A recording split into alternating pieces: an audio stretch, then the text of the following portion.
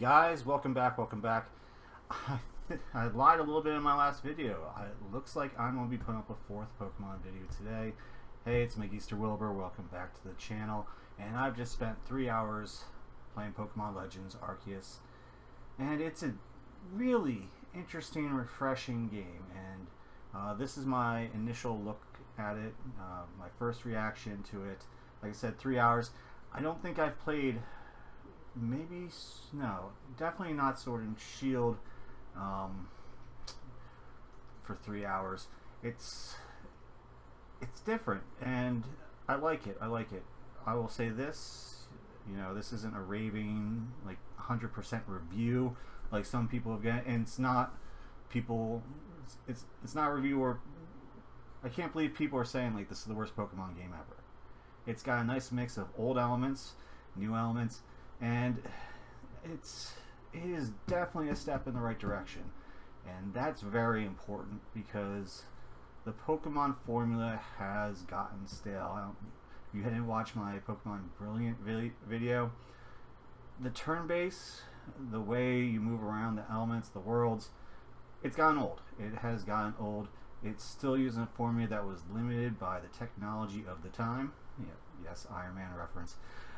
So this is a good start. This is a really good start. I haven't completed it. I've only played 3 hours. There are major changes to the game, and it just feels a lot better, especially for someone who's older, who's been playing since, what was it, 96 when I got it, Pokemon Red. I think maybe one of my siblings had Pokemon Blue, but when you've been playing for that long, that system gets old. It feels old. I have struggled to play Pokemon Brilliant for longer than maybe an hour and a half at a time, and this is just so much nicer. I can't say that I've been waiting for this type of game, but it makes so much more sense. The open world makes things a lot easier to make decisions. So, if you remember from the old game, you walk through the tall grass, and all of a sudden Pokemon appear. And a lot of places, especially caves, you get Zubat after Zubat after Zubat after Zubat. And now that you can really see the Pokemon, you can go after what you want to, you can battle when you want to, you can dodge, oh, I love the dodge feature. I love it. I'm dodging off of boulders and all this other stuff. It's so much nicer to move around. It is so much nicer to move around in this world. And I haven't been through everything yet. There are a few game mechanics that I'm about to go over that are similar, but nicer changes. The mini games, the requests as they're called, the side quests are a lot better. One of my biggest problems with Sword and Shield's download content, like you have to find 99 Diglets for someone who's colorblind like me. That I can't do it. I just can't do it. They just blend in. I just happen to walk into them. And these little mini quests are a lot better. They're a lot more thought out. Some are quite fun. Yeah, and it's great. So the first thing that I noticed is when you jump in the game, it is building off the Sinnoh region, and I kept looking at, like, isn't this Sinnoh? Isn't this Sinnoh? And eventually, they start talking about Sinnoh. And the way you enter, it's not, hey, I'm a Pokemon professor. No, it's different. Now, I would prefer if it was, you didn't, as it appear, travel back through time. I haven't completed the game, but it looks that way. I would have preferred if you started off just as a normal teenager, and yes, teenager, 15-year-olds rather than 10. It makes a lot more sense in this region in the past, and that I feel would have been a lot better, because I don't know if it's a metaphor for us as human beings in the real world who have jumped so far ahead with technology while playing Pokemon that, hey, we're jumping in the past, restarting, all that stuff. Cool, whatever. I would have just preferred if, you were just in the village and, you're on your Pokemon adventure. I do love the fact that they've raised the stakes. So many people, so many people will tell you, if you don't have a Pokemon, if you go into the wild, literally tell you that you're going to die. That you're going to end up dead, you're going to end up hurt, which is a huge break from the original Pokemon games. Because if you know any history about Pokemon, the creator definitely did not want to say that Pokemon died, that you died. He was very specific about fainting and that you had to rush to the Pokemon Center because he didn't want kids to deal with that idea. This is a drastic change. It is a darker change to it. That, Pokemon are dangerous. They have elemental powers. If you get hit, some serious damage is going to happen to you. And I haven't tried it yet. One of these days, I'm going to let a Pokemon hit me and see what happens. And when I do, and the fuller review schedule, I will definitely show that. I'll show that in gameplay. But that is a huge difference. It is a much darker, more mature tone. And for the people who are playing this, that grew up on Pokemon, yes. That's what you should be doing. You should be growing with your audience.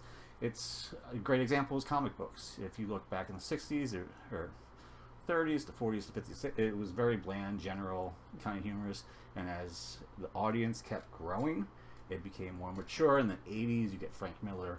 You get all these dark stories, more mature, topics. And Pokemon's finally doing that. And I'm sure that they can come back with another, more younger kid game, like another Let's Go. But yeah, it's for someone who's been playing for this long, it is refreshing. It really is refreshing. And like I said, good step forward. Now, again, in the game, there is a lot of exposition, a lot of talking. For someone who can figure out controls, and especially with Pokemon, controls are easy. I understand because they're trying a new gameplay system to explain it all. I might be dating myself. I kind of wish it was just in a manual. What's this part here for? But a manual. Put a manual in for me. For an old head like me. An old G. Just having it on screen. It kind of slows down the gameplay a lot, but I'm not the only one playing this game. I do like that their system of tracking what you're supposed to do next, to give you pinpoints on the map, that is a nice convenience, because I got lost. I did get lost, and if it wasn't for the town map, and I don't think I've used the town map as much as I have in this past 3 hours than I have in any other Pokemon game combined, it's very helpful.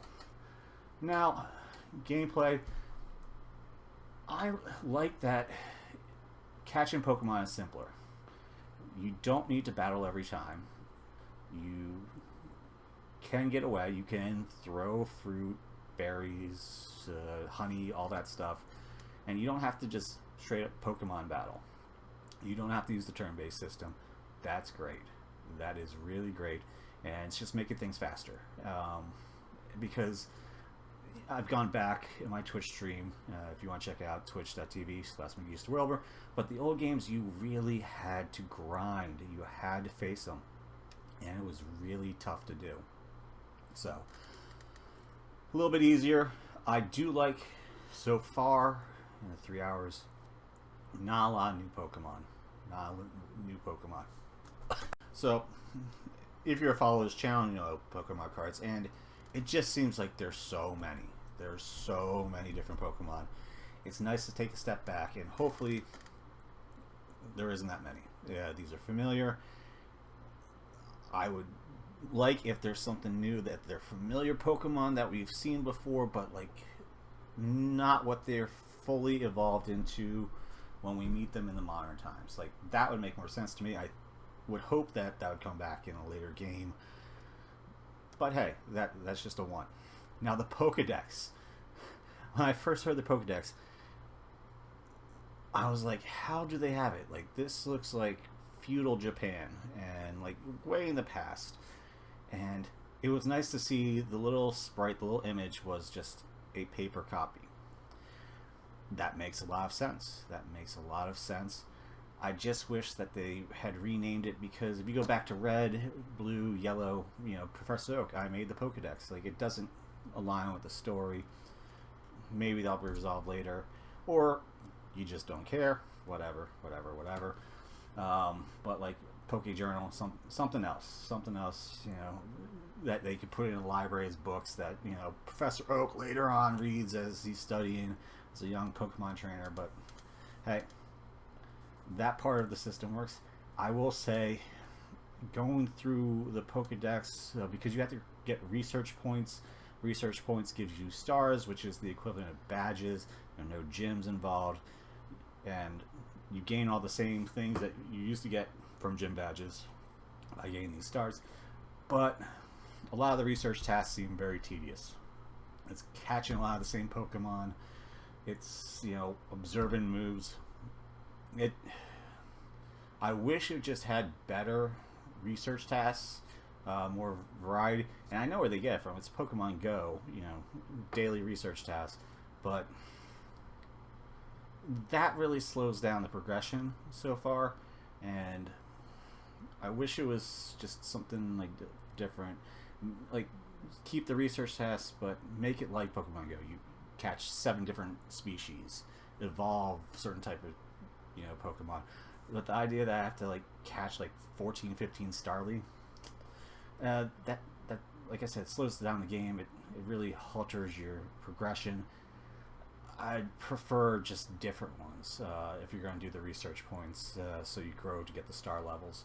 I don't mind the star levels. It makes sense. This is unbuilt regions. Pokemon League is something that's a modern idea. I don't really see it occurred in previous, iterations or history. If you want to start putting it on a timeline, you might see a gym like the training area that's in Jubilife Village. That makes a lot more sense to test your mettle, to get reputation, all these things. But Pokemon League, especially dealing with a historical type Pokemon game, it's not missed. It's really not missed. You have what you need to level up. I think it's a good system, so not missed. Now the graphics, everyone is going ham on really going after these graphics, but if you look at the other Pokemon games, this is a step up. Yes, it's not Breath of the Wild or other pretty games, but this is a huge step up. And like I said, it's a step forward. It's a step forward, and they can improve upon it. When you've played so many other Pokemon games, like, you're like, okay, this is a little bit better. This is a little bit better, especially since Brilliant and Pearl came out right before this. Those graphics were weird. Part of it made sense while you're traveling. That's like a 3D version of what used to be a 2D game on the Game Boy. Then the transitions were just horrible. Then it was like the 3DS graphics in battle. It was just all over the place. At least this is coherent, and you can see where they're going. So I really prefer that over what we've had before. Now, a lot of the other stuff, ideas or that I have, and I'm stuttering here, it's just, they're tough for me to like really vocalize, and I've tried writing it down, but I just felt rant. How do you put it? It's so, I haven't been through a lot of regions, and they all right now seem similar at the beginning, and you know what, it could be more open world for me. It could be more open world for me. First thing that I started getting annoyed with, because while it's to me semi-open world, one of the things, you can't really climb up things, and I feel like that's kind of a big part of the open world. Climb up, climb down, and that's something so similar. Just that functionality, and transition from one area to another, and this can be done up with a patch or an update that you can start seeing further and further. That way, you can plan out a little better. That's kind of my complaint of their open world system right now. And again, these things get updates all the time. As soon as I put the cartridge in, it had an update. so I could see that changing over time, and I don't see another Pokemon game like this coming out for a while. There may be some DLC, but until that happens, we'll see. Second thing is in the story, you're part of the Galaxy Expedition team, the survey team, and as soon as I saw the symbol, I'm like, isn't that Team Galactic? Weren't they the bad guys? And right now, it seems like they're the good guys, and they're thrown to Pearl Clan, Diamond Clan, or Clan, Diamond Clan. I can speak. I make YouTube videos, and I speak in front of people all the time. So definitely never going to make a mistake. So, and it's a nice little throwback. But I don't know.